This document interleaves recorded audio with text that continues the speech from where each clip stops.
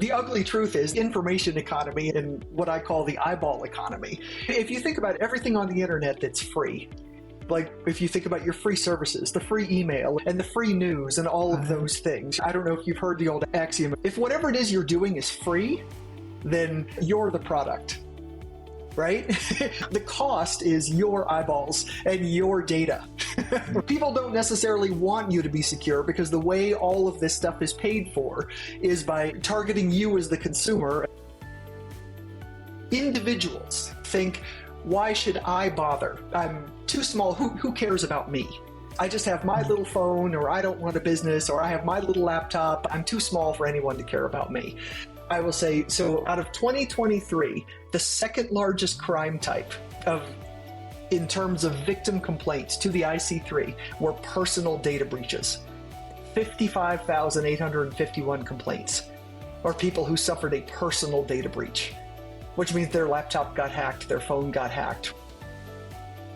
So the top complaint or the top loss by crime type for 2023 was investment fraud, $4.5 billion in actual loss. So huge. And then after that was business email compromise at $2.9 billion, which essentially business email compromise sounds like a weird thing. It's essentially an intercept of a wire transfer on some side, either on a personal side or a business side. Welcome to Catching Up to FI, a podcast on mindset, money, and life for late starters of any age on their journey to financial independence. I'm Bill, and I'm a late starter. I'm Jackie, and I'm also a late starter, and we're your host. We're here to help you on your journey to financial independence, no matter where you're starting. We're going to talk to experts, other late starters, and explore topics related to our mission. Join us as we catch up to FI together. Hello, and welcome back to Catching Up to FI. I'm Bill Yount with my co-host, Jackie Cummins-Koski. She's our new co-host. Becky stepped back, and Jackie has kindly joined us, and we're very excited about the future with Jackie. How are you doing today, Jackie? I'm doing good, Bill. We just got back from EconoMe, the money party, and I'm feeling pretty good, pretty pumped. We got to meet a lot of great people, and we'll bring some of them on the podcast, and we got to connect so many things about community. So I'm thrilled, and I'm really excited about our guest today. Yeah, our guest is Donna Peterson. I first met her through a FinTalks meetup, and that was organized by Amberly Grant. And we just knew we had to have her on the show. And I'm a little bit intimidated because she's a retired supervisory special agent for the FBI. She spent 21 years focused on transnational cybercrime, online fraud, attacks on the U.S. financial infrastructure, and national security matters.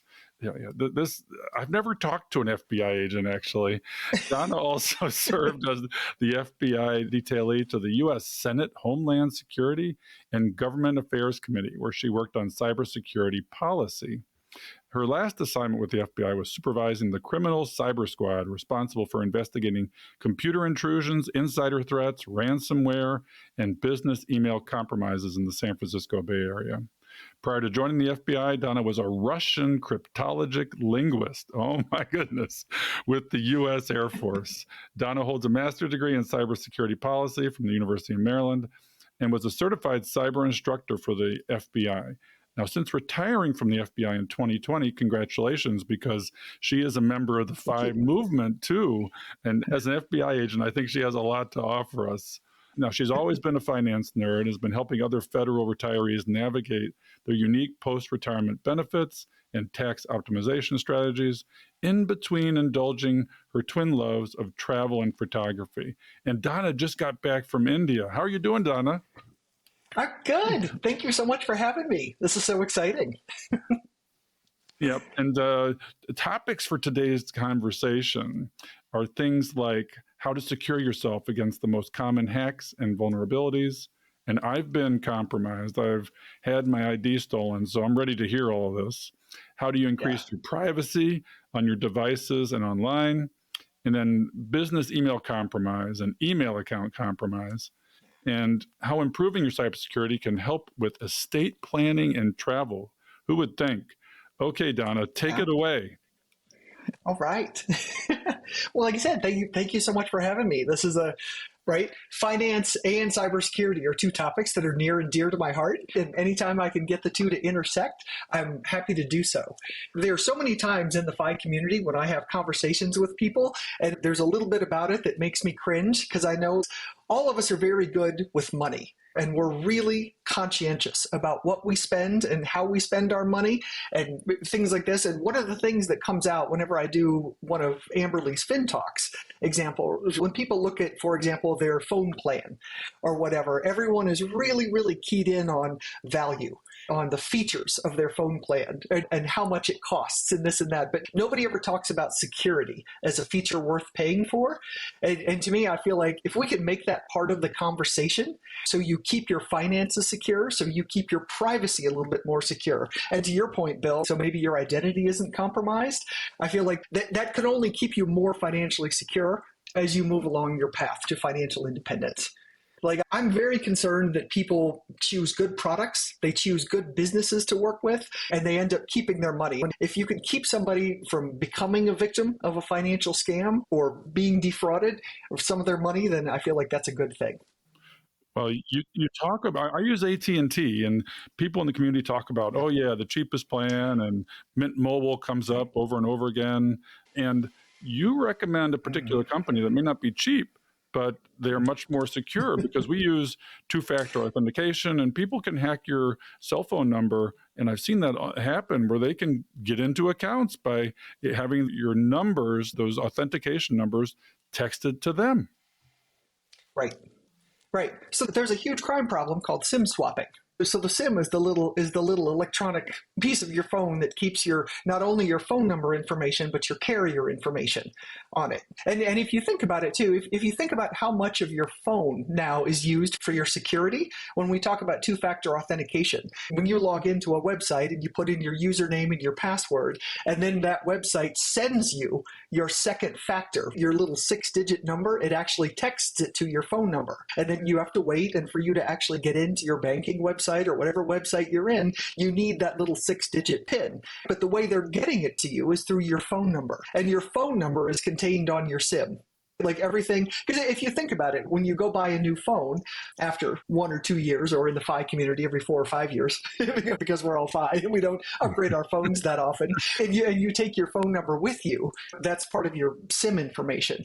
And what you don't want is for your actual phone carrier to be subject to SIM swapping. You don't want somebody to be able to call your carrier, AT&T or Mint or Verizon or whatever, and be able to talk them out of giving them, the bad guy, your phone number, because that is a piece of your personal and financial security, because that's where your second factor of authentication comes in. So I have a question, Donna. So the SIM card would usually be switched out when you're going to another country, correct? So now they have the eSIM cards, right? Where you can just have an app on your phone. So would that be better? Right. Yes. Okay. Because if you think about it, then you're not dealing with your super little tiny SIM card. Right. Well, your physical SIM card that you might lose, that you might have to keep all of your data on. Yes, and eSIM is much more secure. Okay, great. It's just easier to keep track of when you're, yes. Okay. And I would say most good phone companies are going towards an eSIM for using overseas. But I will say one of the problems with switching to an eSIM overseas is then your phone switches and it thinks it's that eSIM. So if you're trying to log into your bank overseas, you still need to turn that off. You need to be on a wireless network or something so you can get your second factor authentication. A second thing, when I was in Thailand, I don't know why I was trying to do this, but I was trying to get into Credit Karma, and Credit Karma didn't even recognize it overseas and it wouldn't let me on. Yeah. So just even Credit Karma is saying, hey, something's weird going on. We're not going to let you sign on. Right. So, okay, that's cool. That sounds like a default security measure is denial.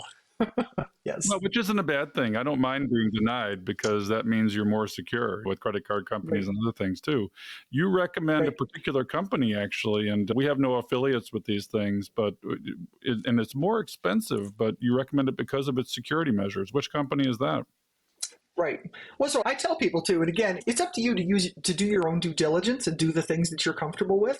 But I use Verizon, and I've used them for a lot of years, and it's because their back-end security. I mean, Verizon is a company. They have certain security measures in place and certain locks in place that make it a lot harder to conduct a SIM swapping attack within Verizon. And one of the things I tell people when I give cybersecurity talks too is one of the ways to do your own due diligence. Again, because here's the thing, I don't know the universe of offerings out there. I do my own research when I look for a company like the bank that I'm going to bank with and the phone company that I'm going to use. But this is what I tell people. What you should do when you're about to use a new financial institution, a new product, a new service, something that you haven't heard about, is take a few minutes and do a search of that company, product, or service and these things: data breaches, lawsuits, privacy violations, enforcement actions, FCC rulings, FTC rulings. And I also tell people in the country of origin, because I do suggest that people use U.S. companies that are based in the United States. And I say that just because if something happens, you have recourse based on U.S. laws and U.S. privacy rights and consumer rights, things that you're used to. And I say that if we talk about VPNs or virtual private networks a little bit later, we can talk about some of those also. If your privacy or if your data is breached by a virtual private network that you decided to download that was free, and then you realize that it's right, that the network was built and is operated from a foreign country, you have absolutely no recourse, right, from the things that have happened and the data that you've lost type things. Whereas with a U.S. company, you have a little bit of recourse there. But what I say is use those things that I just listed, like Google whatever it is that you think you want to use, and you will find very quickly which companies have suffered data breaches and data thefts and SIM swapping attacks over and over and over and over again. And the other thing I will tell people too, if you find a particular phone company, and if you do these things, I think you will, they haven't gotten better. They've suffered attacks year after year after year after year, and they still haven't put enough money, or the money that they should put, into security to stop these things from happening, to protect their customers. But it's one of the reasons, and you're absolutely right, Verizon is not the cheapest, but it's who I use. So Donna, so you recommend Verizon and that's what you use. So Verizon has like a lower cost option called Visible. Mm-hmm. Would that be as secure as Verizon? Like, would we be okay using that? Or is it different than Verizon from a security perspective? Say, I don't know, actually, because I don't know what the difference is from Verizon's standpoint, what the offering is for Visible. I don't know what but if it runs on Verizon's backbone, I mean, I can't imagine that they would build a less secure because I was this close to switching backbone to run their lower cost option. Right, I was this close to switching. I don't know, but it's worth it. Somebody has mentioned that to me before, and it's worth it for me to look up. But I would guess, especially for things that really matter to you. And one of the things I tell people too is to think about your phone number like your online social security number. Because it is used for security, it is that important to you. It is not something to me to skimp on. You want your phone number and you want your phone carrier to be as secure as possible. That would be my recommendation. Let's take a step back for a minute, because we've gone into phones, but we need to understand, I think, the scope of this problem. It's a huge problem. And you're aware of the numbers of both victims and dollars involved. Let's tell our audience just how big it is. Yeah, it's huge. So I think your guest, Paula Pant, I think you talked about this in your episode a little bit, but the FBI's Internet Crime Complaint Center is a really, really good place to look at this. So private citizens, businesses, everyone can file a complaint with the IC3. And the IC3 collects all of this, and they put out an annual report every year to talk about sort of the scope of cybercrime. This is where you can get all of the FBI reporting on just how bad these problems are.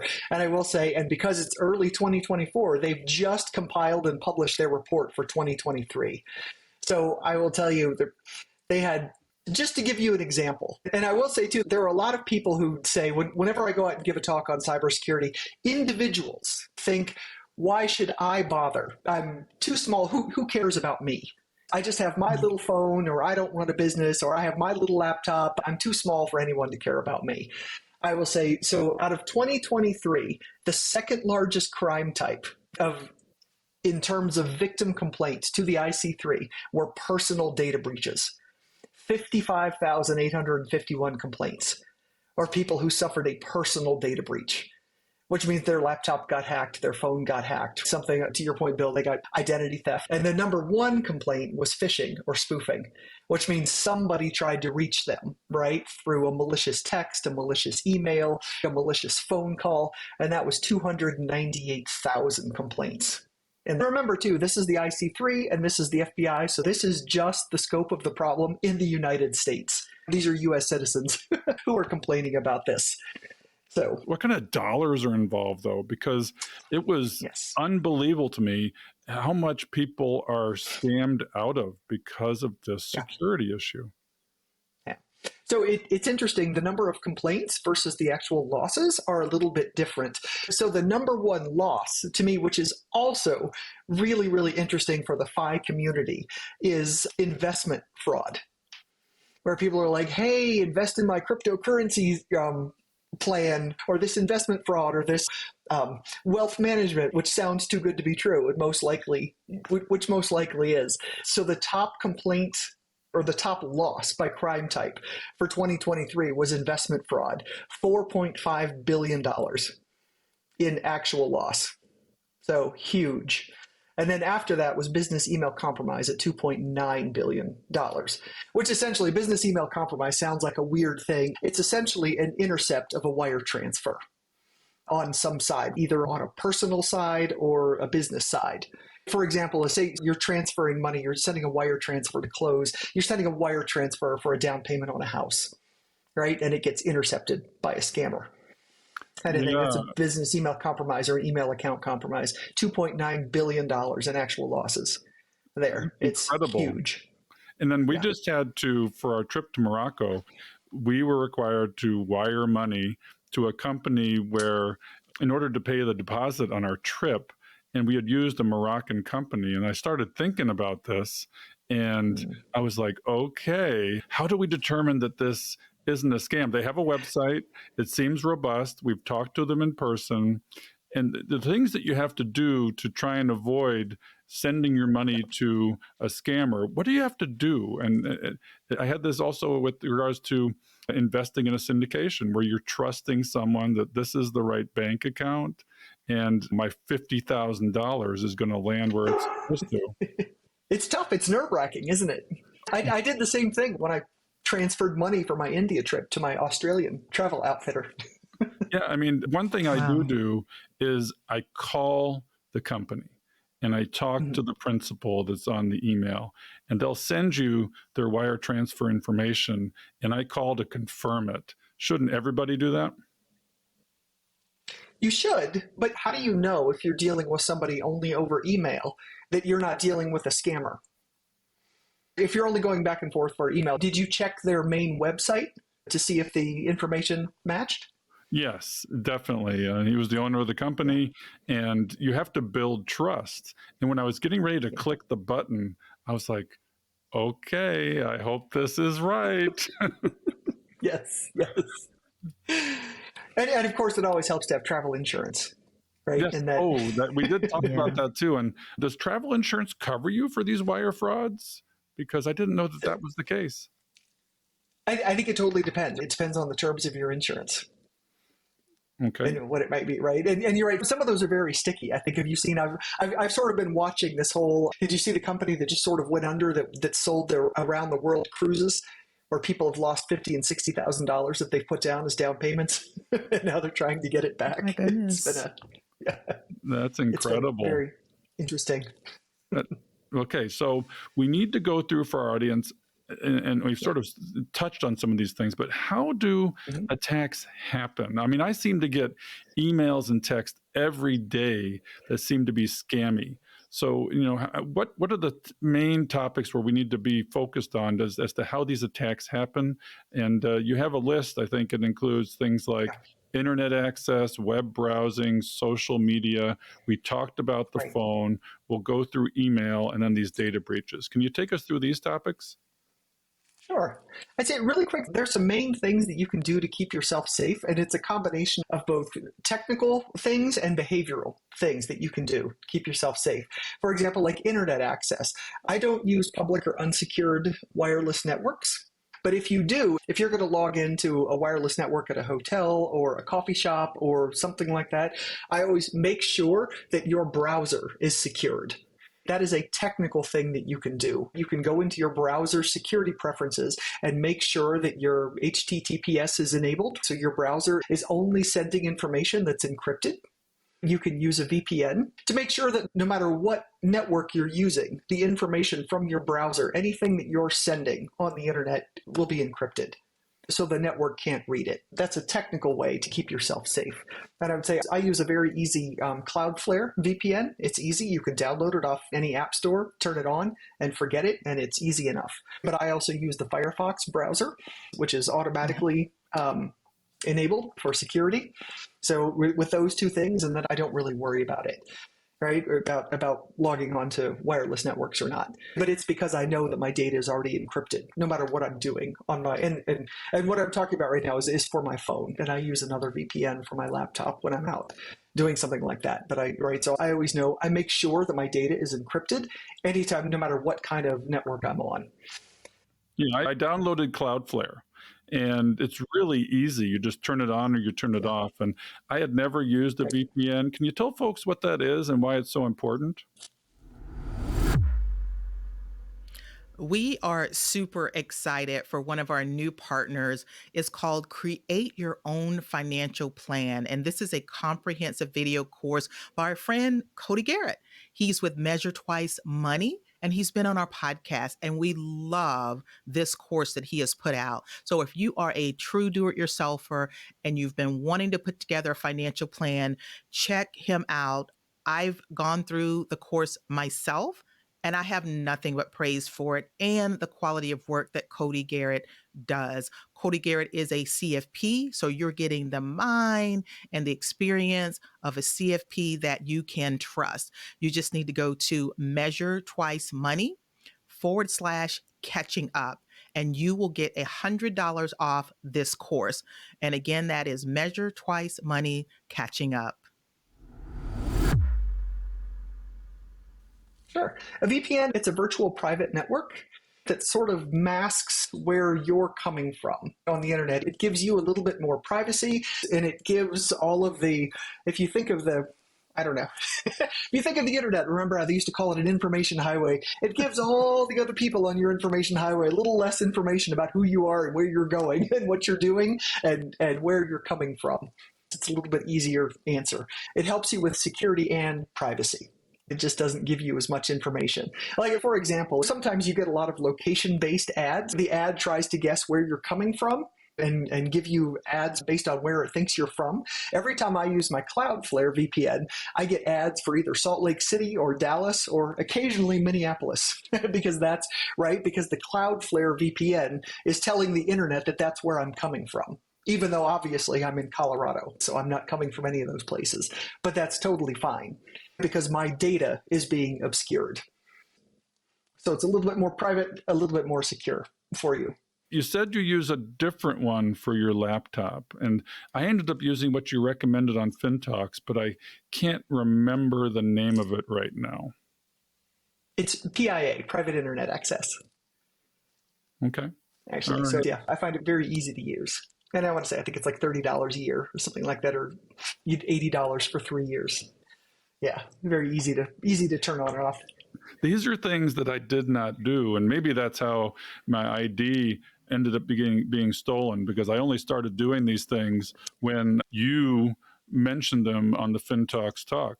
I do feel a lot more secure to know that people don't know where I'm coming from, people aren't getting my information as well. And why is it that we aren't educated on things like these when we're young and getting our internet identity started? I mean, we talk about financial literacy is not a thing. It's not taught in schools. We're not taught this stuff either. I mean, I'm in my 50s and I didn't know about it. Right. Well, I mean, the ugly truth is information economy and what I call the eyeball economy. If you think about everything on the internet that's free, like if you think about your free services, the free email and the free news and all of those things, I don't know if you've heard the old axiom, if whatever it is you're doing is free, then you're the product. right? The cost is your eyeballs and your data. People don't necessarily want you to be secure because the way all of this stuff is paid for is by targeting you as the consumer and buying and selling the information about you. What you do, what ads you respond to, what you buy, what you sell, what ads you respond to, the things that you buy, the news articles that you read, where your eyeballs sit online, kind of thing. The more of that you shut off, the less money companies make off of your browsing activity. The information economy that's out there right now, the reason that we expect most things on the internet to be free is that this sort of back-end information is what's running it. So I think that's why we're not taught to keep it as quiet and as private as it should be. Should it be taught in school? I mean, it should be. Absolutely. Yeah. And Donna, I was going to also mention, even along with financial education, financial literacy classes, a part of the curriculum is about financial security that will sort of cover some of this. So I feel like it should almost be a part of all of your other smart financial moves is the security aspects. Yeah. So I'm thinking it should go hand in hand. I agree. I think so too. Because cybersecurity will actually feed into your financial security. I mean, when your identity is stolen, that's huge. Well, that's forever. Right? Because your information is out there on the dark web. There's something called deep fakes that they can do. And I think we talked about with Paula Pant, but with AI, it's only getting worse. There's voice identification or voice prints that you use, but they can fake your voice print. They can fake your face ID on your phone. None of this, it's really scary when you dig into it at how unsecure you really are. And you have to do as much as you can to avoid these things because the cyber criminals are so sophisticated. Right. But if you think about it too, even all of your government benefits too, right? Like they're not going to issue you a new birth date or a new social security number. It's not going to happen. You need those things to ID you for social security benefits, for your taxes, all of these things that are sort of never ending, right? Your medical records, all of those. These are important numbers that don't change. And once they're compromised, it's really, really tough. And like you said, it's forever. Yeah. So so protecting yourself is important. And one thing you can do, I learned with regards to filing your taxes so people don't scam you out of your refund. There's a particular number. Can you tell our audience a little bit about how you can protect your income tax return so your refund actually lands in your own checking account? Oh, that's right. Don't they offer a PIN lock number of some sort that you can use year over year? I actually file my own taxes and I use TurboTax, but you're right, they have their own sort of little PIN lock number that I have to use to unlock my account every year.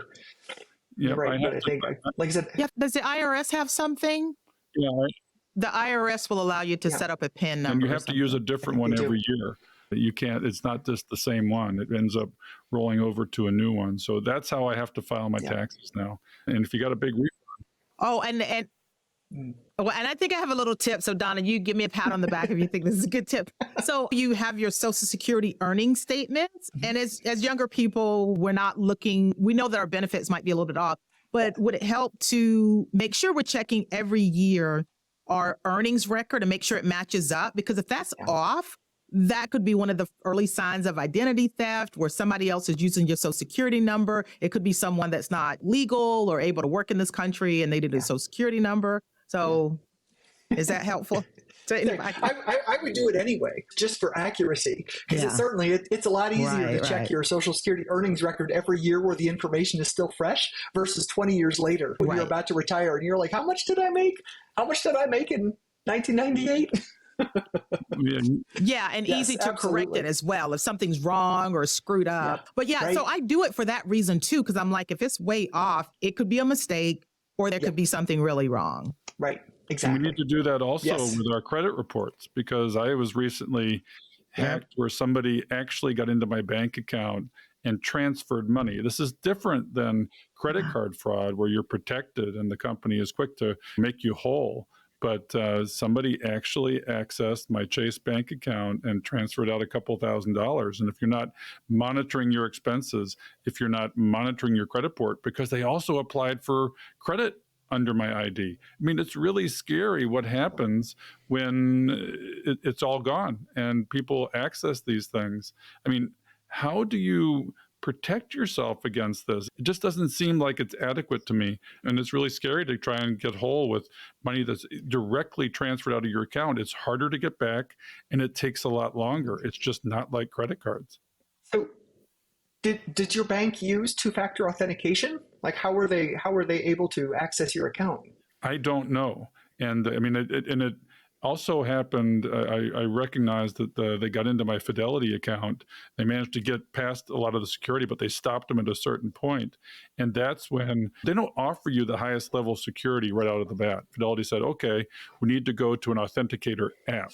Can you tell us about what authenticator apps are as opposed to two-factor ID and how those benefit us? And is it even better than two-factor authentication?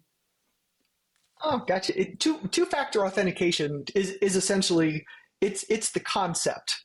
Once you put in your username and password, two-factor authentication is what is the second factor.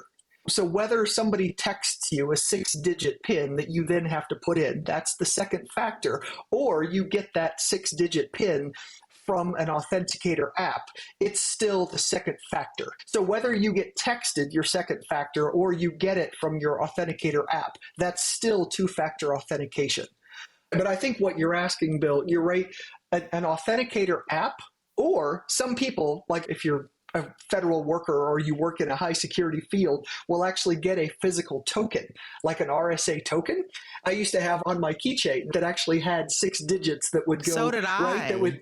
Yes, exactly. That would run through it and change every single minute. And you had to look at your token and put in your 6 digits. And you're right. And the token and the app, which I think is your question, Bill, are actually more secure than getting an SMS text, even though it's the same 6-digit two-factor authentication, because the app is more secure than actually getting an SMS text. And to your point, Bill, So because Donna, your phone is a little more easily compromised. Yes. So Donna, are these two-factor authentications, is that pretty much replacing the challenge or security questions we used to get asked?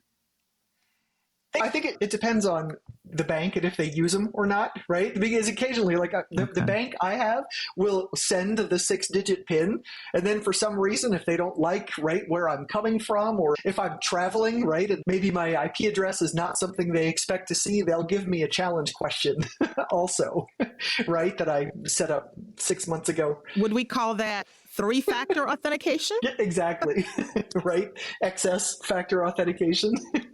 And these things, Right. much like 401k contributions, aren't default. You have to go in and opt into these things. And maybe that's because not everybody has smartphones, but it's something you have to dig into and actually start. So actually, no, I would say one of the things that I look for, that I tell people to look for in a quality company that you do business with, this should not be optional.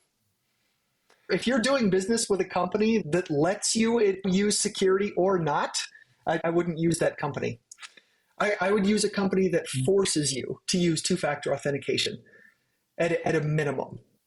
Because to me, that means that they've instituted better security. One of the things, I used to do a lot of public speaking. One of my jobs in the FBI was to go out and speak to the banking and finance industry. And a lot of the pushback I got from their security was that their older, wealthier clients did not like security because it causes friction. That's the industry term for it. It slows you down, because you have to wait for the 6-digit PIN. Or even, right, like I actually use a bank that won't send it to you via text. It sends it to you via email. So you have to have your phone and you have to look at your email and to get your little 6-digit PIN kind of thing. And they call that friction because it's inconvenient and it takes time for you to actually get that number in. And their older clientele don't like it, right? Because it takes time and it's inconvenient and they have to go look at this and they might not have their phone with them, and they don't like it because their wealthier clients don't like it, right? And one of the things I would always argue with them about is saying you could market this as a positive differentiator, saying you do in fact have security. I mean, unfortunately, this is how the industry is developed with these little annoying things, which is why a lot of people are trying to go to biometrics. Now, if you have an iPhone and you get the Face ID, or remember you used to have your thumbprint on some of the older versions of the phone, where you could just sort of look at your phone and get in, that serves now as your two-factor authentication. But I would say, to your point, Bill, I would not do business with a company where this is optional. I would do business with a company where this is required, because that means they understand the importance of this, even though they know for their customers that it's annoying, it's inconvenient, that it causes friction. It is more important than those perceptions from their customers. Yeah, and Donna, I notice a difference from company to company who has me jump through a lot of hoops and who doesn't. And to your point, I guess it's probably a good thing if I have to jump through a lot of hoops. And if all else fails, you call customer service, and they have, I guess, these voice recognition things these days where they can even recognize your voice. And so that's a great point. Or the phone number you're coming through, or I'm not actually a fan of the voice thing because I had 2 weeks of laryngitis. What do you do then? You can't I access. said, well, normally, like, you should have a phone pin. They should recognize the number you're coming from. There's all these things that there are other security measures that should be in place. But I will also say too, and I just say this from the job that I did, right, for a couple of decades, if their front-end security is non-existent, I guarantee you that their back-end security is non-existent. And that's even scarier. What's the difference between front end and back end? It means like what you see. Well, the back end is their enterprise security, how they're actually securing their network. You know what I mean? The cybersecurity that you don't see that's keeping their systems up and running, right? Versus what you see on the consumer level. The front end is what we see. The back end is what we don't see that they should be taking care of. And it's kind of invisible to us. Okay, gotcha. Exactly. But if you don't see any security on the front end, I guarantee they didn't invest in any on the back end. That's what I'm saying. So, you mentioned the boomer generation. I mean, I have a father-in-law that doesn't do anything with the internet. He writes checks, and that's about it. He doesn't have a smartphone. He doesn't do anything with us. How do you operate these days without tech, without the digital access? And my mother does the same thing. She still balances her checkbook. She's very afraid of these internet things, and she doesn't do any online banking. It's tough. I'm assuming, do they have a local branch that they go in? Do they bank in person? Yep. And it's even gotten to the point where if she's going to send a gift, she sends a cashier's check. She goes into the bank routinely. Wow. But she's not alone. Boomers are very paranoid of these things, and it's hard to keep up with the tech if you haven't grown up with it. Yeah. It is tough. And well, hopefully people like that too, they'll have children or family members or anything who are also looking out for them, right? In sort of keeping them safe. And maybe if they need stuff done online, that they have a family member that they trust who can help them out with something like that. But I mean, as long as they're able to, if they can physically go into a branch where people know them, I mean, it might be okay for now. But you're right, it's tough. I couldn't operate without digital financial access. I couldn't operate my life anymore with that.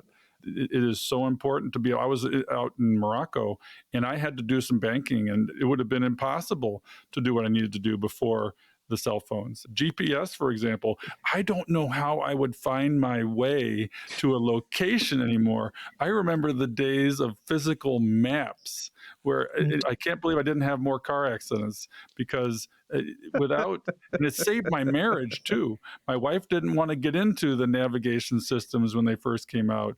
And I'm like, we need this because if I have to rely on you, and she's directionally challenged, if I have to rely on you for directions, we're going to get divorced.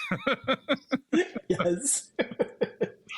Well, I'm going to tell Karen that you're trash talking her, Bill. That's funny. Oh, she's okay. She's okay with it. She knows that that's exactly the truth. All right. So we've got other things that are important. These days, social media. There's a huge issue with that. How do attacks happen here, and how do we secure ourselves from the access that social media has to us and the influence it has over our internet security? Yeah. Social media, to me, I feel like a lot of the issues with social media have to do with misplaced trust. Friending somebody that you don't know just because maybe you have friends who are friends with them. And you think, oh, you trust this person or this product or this service because you see them a lot, or because all of your friends use them, or again, you assume that this person is a friend of a friend when actually they're not, right? They might be a scammer. Or even one of the things that gets me also are the fun little quizzes that everybody takes, which might actually be the answers to some of your security questions. Or not even that, but a lot of the quizzes that you take, like if you were a cat, what type of cat would you be? Or whatever that might be. What those little apps are doing are trying, once you start taking those little quizzes or doing things online, they're asking you for access to your entire social media presence. And if you've been on Facebook or Instagram for a decade or 15 years or whatever, you just took this little 5-minute quiz and you've given them access to your entire profile. Which is all the data that you've loaded in, all of your photos for the past 10 or 15 years, and your friends, all of your contacts, everything, all of that. That's really what they're after. All that is a huge data scrape. So not only the answers to the questions that they're asking in this fun little quiz, but it's access to your data. So to me, it's a huge privacy issue. So every time, and then you post it, and then all of your friends take it too. It's like a virus. What do you do with social media? You make me scared to, I'm pretty heavy into Facebook, and we have a big community. And what do you personally do with social media? I mean, are you a believer and do you use it, or do you totally avoid it? I do use it a little bit more now that I'm retired. We actually had some very strict rules being in the FBI about what we could and couldn't do. I mean, if you think about it too, we were subject to the Hatch Act. We were fully apolitical. There's things that we could post and not post, and things that we could like and not like. But also, I will not friend anyone unless I've met them in person. So even, every time you come back from a financial conference or EconoMe or whatever, like I'm happy to friend people that I've met, but not people that they're friends with, that maybe they've met at other financial conferences. Does that make sense? I don't do secondary and tertiary connections type thing. I need to have met you and talked to you and seen you face to face before I actually friend you. And honestly, I will call those lists too. Unless we have an ongoing sort of interaction, then I don't leave people on my accounts. My accounts are very small, very exclusive. And I certainly don't do the quizzes and things like that. And I keep them locked down too, right? Like you can go into Facebook and look at all of your privacy settings and show like nobody can see your friends lists. You can, for your posts, only friends can see them if you want, and not friends of friends, or not everyone can see them. You can actually lock down your social media so it's not searchable globally. So I don't know if you know that or not, but your social media can actually be searchable on Google. That's an option if you don't lock it down. So that's what I do personally, just to keep it a little bit more controlled into only the area and only the people that I want to see what I'm posting. But I'm also very cynical, so I realize that's a little extreme. And another thing, Donna, is I feel like the social media platforms, they change their terms of service and security options all the time. So for a while, I didn't even know that you could do all of that.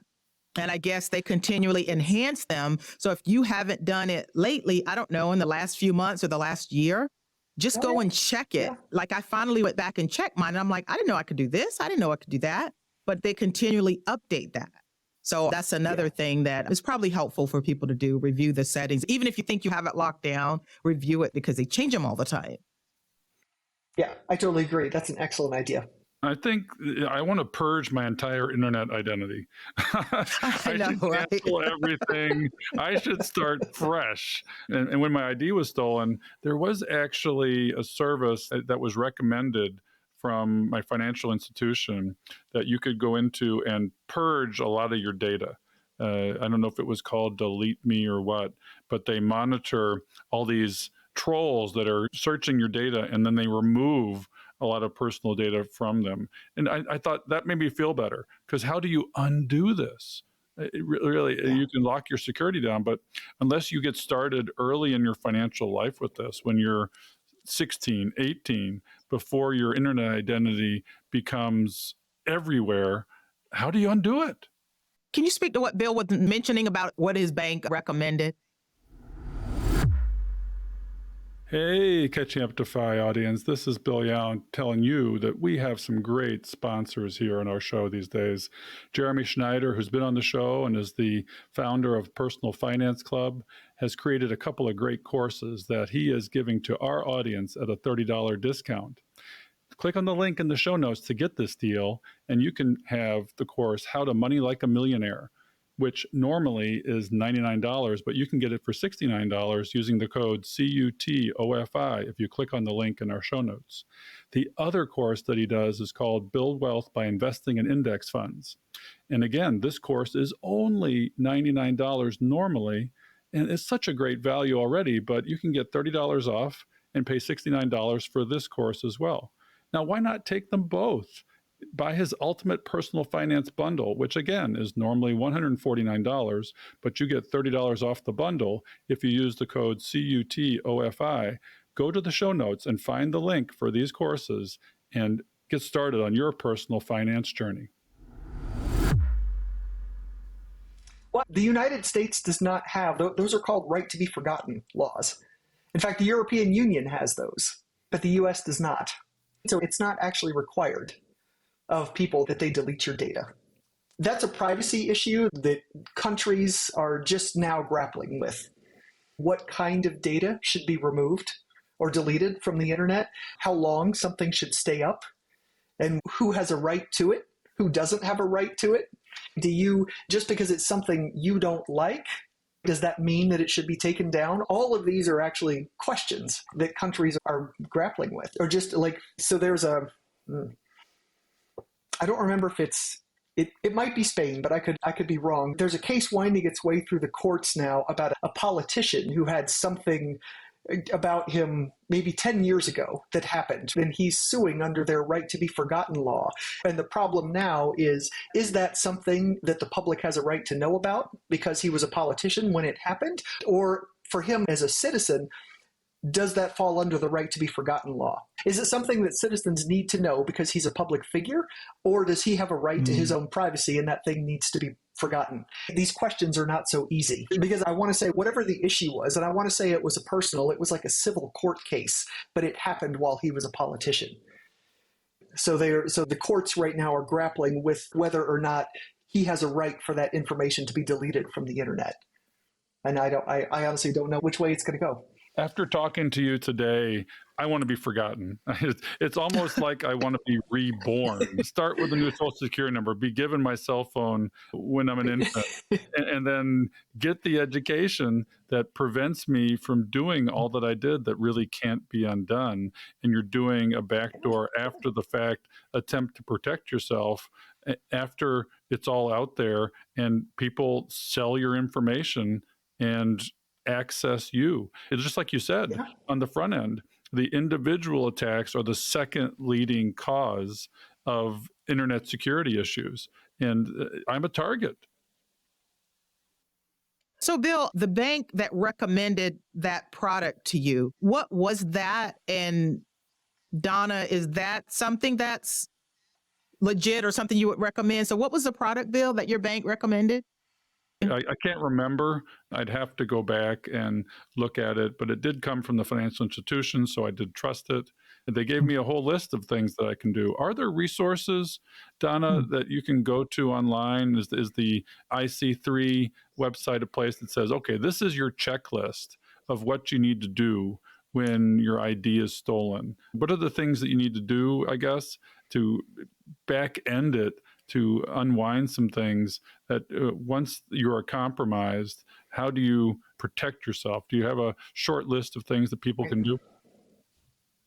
For me, if you're a victim of identity theft, some of the big things to do, obviously, are locking down your credit reports and locking down your federal accounts are a big thing. Because really and truly, when you're talking about identity theft, the things that you cannot change are the things like your date of birth and your social security number. So you really, really want to lock down your IRS account and your social security account. Because if you think about it, your credit card numbers and things can be reissued. And then you can work with your individual bank to sort of lock down your accounts. In fact, you can even close those if you need to. But locking down your credit reporting, so all three credit bureaus, and then your social security account, And then obviously, like I said, but it sounds like you already have the PIN lock on your IRS, on your tax filing type thing. You can lock down your credit report for a year, Yeah. but then you can go back in with some certain ID things and lock it down for 7 years so nobody can apply for credit in your name. There's 2 levels of doing that because it will time out after a year. Yeah. So, Donna, is there a difference between freezing your credit reports and putting a security freeze on it, or are those the same? I think, well, they have the same effect. Okay. I think unless one of them is longer, like I said, unless one of them is the 7 years. But regardless, it's up to you to unlock it. Okay, gotcha. That's the key. But it's huge. I actually had to freeze my accounts after I don't know if you remember the OPM data breach, where all the federal employees' information was stolen, kind of thing. So I found it to be such a hassle to do anything. I think right after that happened, I had moved and I couldn't remember, like for some reason, I don't know why, for your utilities, to turn on utilities at a new place, they need your social security number and they need to run a credit check and all that kind of stuff. And it was just what a hassle it was, right? To sort of open everything up again. So I feel for you, Bill. It's really a pain to get that done and to protect yourself after a breach. I made it to my 50s before it happened, and you got to monitor all your accounts. You got to monitor your Social Security. You got to monitor your credit report, and those are things that you wouldn't necessarily have done before. Just let things percolate along until all of a sudden you get in the mail, we need your driver's license so that we can finally approve this new credit card. And then you go in, and you're like, oh my God. And it affects your credit score when these people apply for credit in your name. So and you've got, and Credit Karma, I think, helps you do it. There are other services. You can go through the 3 credit reporting agencies, Experian, Equifax, and TransUnion. You can go through all those and get help monitoring your credit report. You mentioned data breaches, and that's also one of the things that we need to try and protect ourselves from. How do you do that? Yes. I mean, we hear about these massive things all the time, and this is incredibly important to me because of HIPAA and people's secure medical information. You hear about these things in the news. So how do we as individuals protect ourselves from data breaches? 2 things to me, huge. Don't reuse your passwords. Don't reuse your passwords. If there's anything I could tell people to do, don't reuse your passwords. That's one of the reasons that using a password manager is so important. Because if you have a company that gets hit and they suffer a data breach and your username and password is in there and it's the same password that you use for 20 other institutions or products or services, then whoever stole all that data now has access to 20 more of your products and services. So that drives me nuts. But I would also say, too, there is an argument to me for keeping your life overall, but especially your financial life, very simple. I mean, I know that travel card hacking and credit card churning and things is a big thing in the FI community. I would never do it because I don't want 20 or 25 companies to have that much data about me. I use 3 financial institutions and that's it. And I also try to use extremely high quality financial institutions. And I'm not saying that they're never going to suffer a data breach, but the chances of my data getting out there based on the 3 small high quality companies that I use versus maybe having 25 credit cards with 25 different banks or these financial institutions, or opening this card for these points or that card for this special or this card for that. My data is not out amongst, 50 different institutions or 50 different products and services. And I realize that I'm missing out on a few things. I'm missing out on some points and some bonuses and some benefits and whatnot for that. But my data is in a much, much, much smaller universe than most people would consider keeping their data. So that's a deliberate thing for me. So I only do business with, like I said, with a very, very small universe of companies. And I never, ever, ever reuse passwords. I always, always, always reuse a password. Well, I always use a password manager. So those are the 2 things that I would recommend. And these password generators, it's like 16 digits and special characters. You can't remember them. You have to use the password manager, but you can lock them in. Can you give us sort of your top 3 list of password managers you would recommend that are high quality companies? To me, it's not necessarily this password manager or that password manager. Again, I would do your own research and look. Like I said, I personally use LastPass. I like it. I realized that they suffered a major data breach a year or two ago.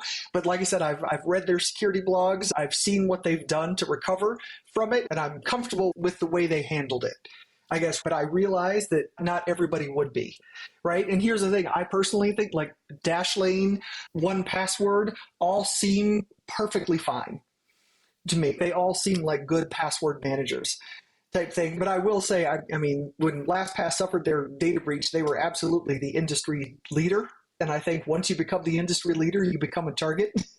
Coming from where I came from, it's not a matter of if you're going to suffer an attack, it's a matter of when. I mean, especially if you're in the security field kind of thing, but it's how well you can defend against it, how well you can respond, how well you can recover, and how well you can move on. So I would say I wouldn't discount a company who suffered an attack, but it depends on what they do for you, the customer, how well they communicate to you what happened, what they're able to do, what the hacker is able to gain or not gain, or how much access they get into the system, and how the company is able to recover and how much the company is able to respond and actually get better after the attack really kind of matters. So, but to me, there are several really good password managers. Again, I would go for something US-based that you could use and not have a problem with it. Oh, but I also will say too, LastPass also comes with its own authenticator app. Mm-hmm. So I use both of those. So I use them in conjunction with each other. But I pay for the premium. I pay for the premium features in there. And I also use it for my estate planning also. Like all my transfer on death deeds, all of my travel is in there. So anything that my beneficiaries or my executors need for my estate, I don't have to worry about keeping anything up to date because everything is all in my password manager. It's actually a good way for me to, it actually helps with my estate planning as well. So Donna, I have a quick question, and I'm almost embarrassed to admit this, but I've never used a password manager. Mm-hmm. Can you just step me through how that works? So I'm logging onto my bank account, mm-hmm. and it prompts, I put in my ID and it prompts me for my password. Mm-hmm. What does the password manager do? And I already have it set up. Like, what does it do? Just like, what happens at that point?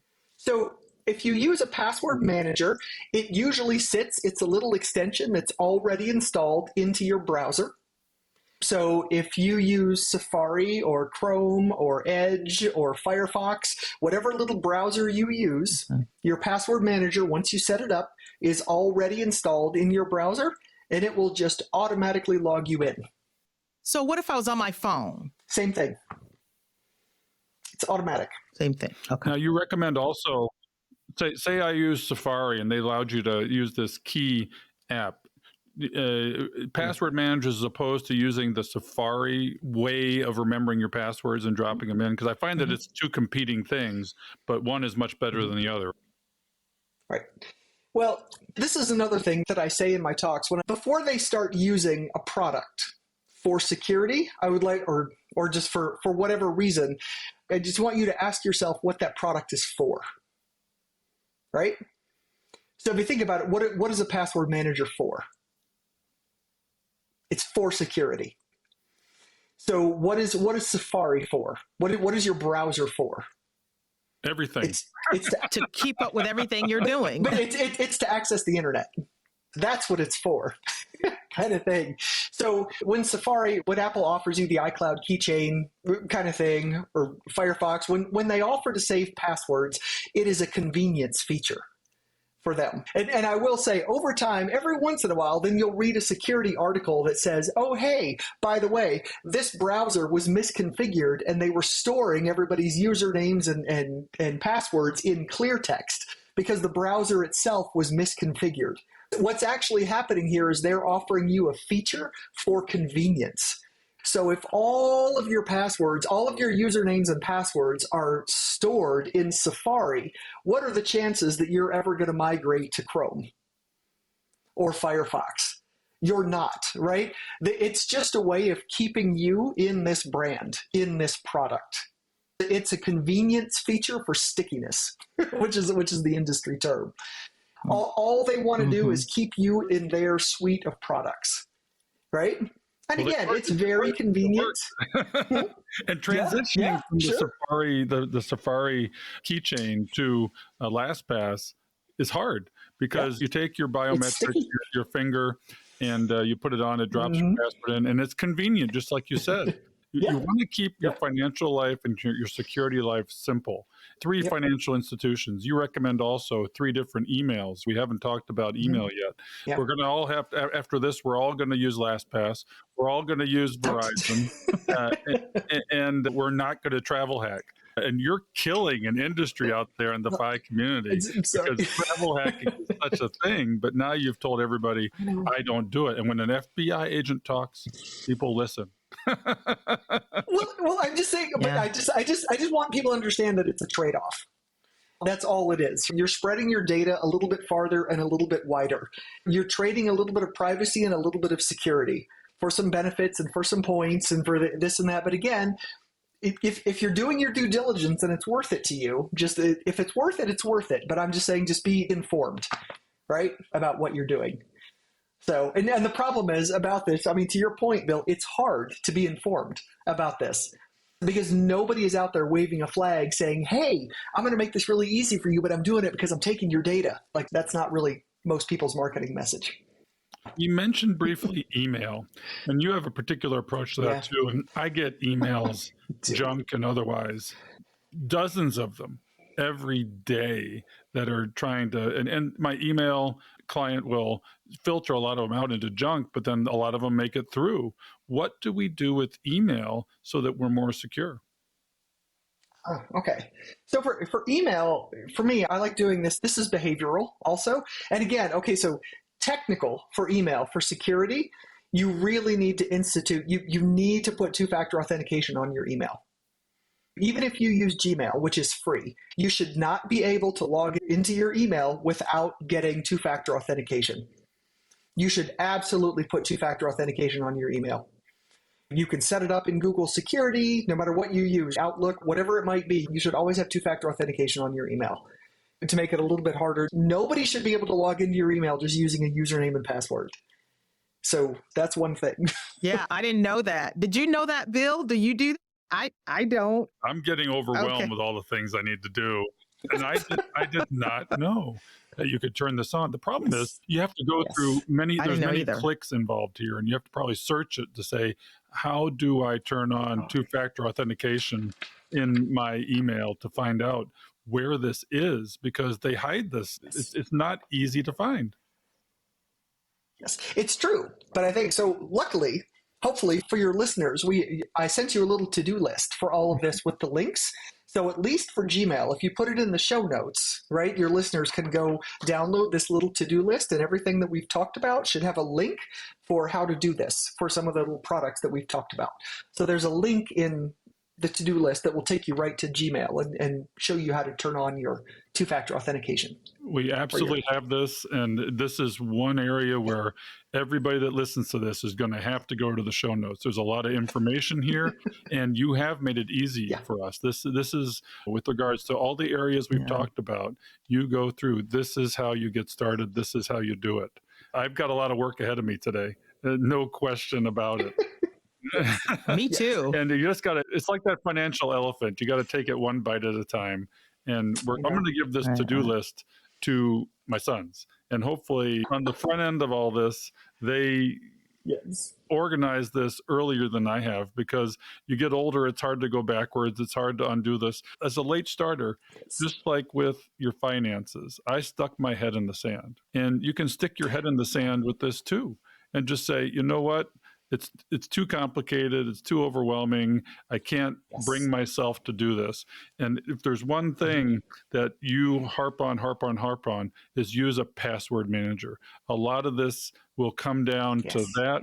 And I was fascinated to find out that you can use it for your estate planning. We talk about ice binders where in case of emergency, and all you really need to do in some ways, so that you, when your spouse passes away, to turn off email, to turn off banking, to turn off other things and to access it, is have your login and your authenticator to your LastPass, and then everything's there. Like you said, a critical piece of estate planning, and it may be the one password that people really need. Right, exactly. And then you don't have to worry about forgetting about an account or I have this list of passwords, but these ones are outdated, right? And I don't know what they are or whatever, right? If you keep everything in a password manager, then it'll always be right up to date and current for you, which is really nice. And I will say too, and one of the things, my emergency contact in LastPass is my executor. So what happens is they can request access to my LastPass account. And if I don't say no within 48 hours, LastPass will give them full access.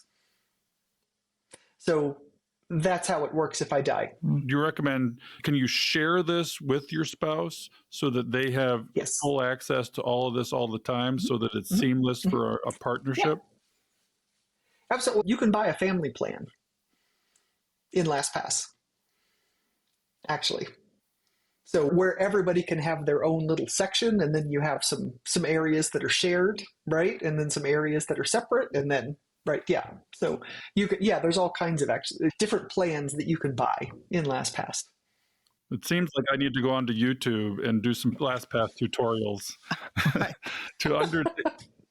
That's one of the things that's Me too. That's one of the things that's intimidating me. We think about the list of things.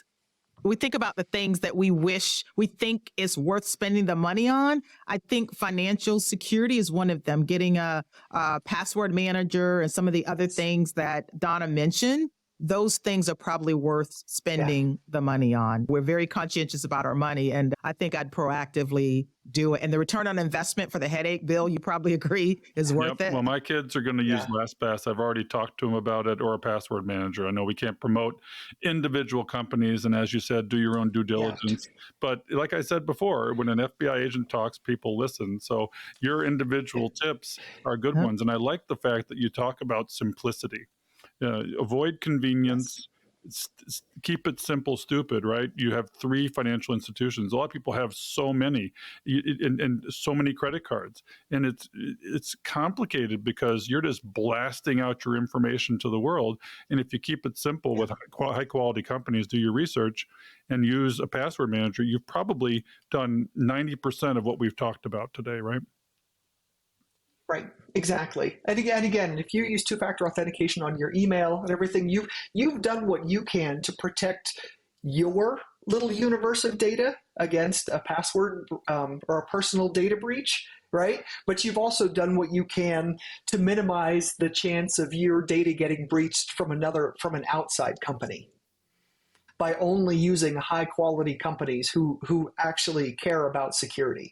And again, if you use a company that forces you to use security, chances are they're secure within themselves as well. And that matters. Because again, Bill, I don't know how I don't know how your data was breached. I don't know how your identity was compromised. But if it was a company that you use, you might not ever know how that happened. Right? No, and how frustrating is that? I asked them and they said, no, we don't know. We blocked it at this certain level and we need to tell you about it. And then they changed all my account numbers, which is also irritating. And that's happened to my son, where you need to go through and all of a sudden, all the automatic transfers that you may have or whatever you're doing, you've got to go back and with new account numbers. So Donna, this has been awesome today. There is just so much information out there. There's a lot of information overload with this. And I may not sleep well tonight because of all the things I'm doing wrong, but I'll take your to-do list and I'll start working on it diligently. Is there anything, since we're a late starter audience, is there anything on top of mind that you might say to our audience that's important with internet security, or just in general, tips you might have, your top 3 for late starters with regards to internet security? Well, like I said, a lot of it is you get what you pay for. I would say, if it seems too good to be true, it probably is.